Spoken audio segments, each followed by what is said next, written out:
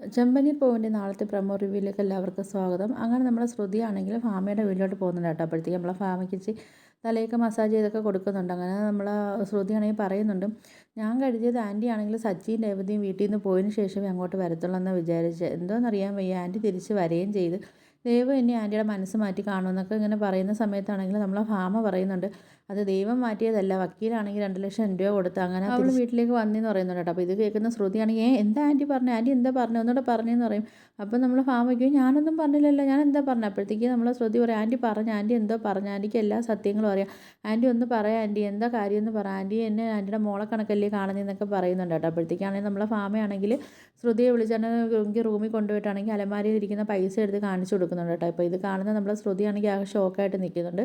പിന്നെ നമ്മൾ രേവതി ആണെങ്കിലും സച്ചി ആണെങ്കിലും രേവതി പുതിയ ഡിസൈനൊക്കെ ചെയ്യുന്നുണ്ട് കേട്ടോ. അപ്പോഴത്തേക്കും പോയി ഓരോ ഓർഡറൊക്കെ എടുക്കാൻ വേണ്ടിയൊക്കെ പുതിയ ഡിസൈനൊക്കെ ചെയ്തപ്പോഴത്തേക്ക് ഇത് അവർ ചെയ്തുകൊണ്ടിരിക്കുന്ന സമയത്താണ് നമ്മളെ വർഷ അങ്ങോട്ട് വരുന്നുണ്ട്. അപ്പോൾ വർഷയെടുത്താണെങ്കിൽ നമ്മൾ രേവതി ചോദിക്കുന്നുണ്ട്, എങ്ങനെയുണ്ട് വർഷേ ഈ ഡിസൈന്, ഞാനാണെങ്കിൽ ഇങ്ങനെ മണ്ഡപത്തിലൊക്കെ പോയിട്ടാണെങ്കിൽ ഓർഡർ പിടിക്കാമെന്ന് വെച്ചിട്ട് ഞാൻ ചെയ്ത പുതിയ ഡിസൈനാന്ന് പറയുമ്പോഴത്തേക്ക് വർഷ പറയും, കൊള്ളാം ചേച്ചി, സൂപ്പറായിട്ടുണ്ടെന്നൊക്കെ പറയുന്നുണ്ട് കേട്ടോ.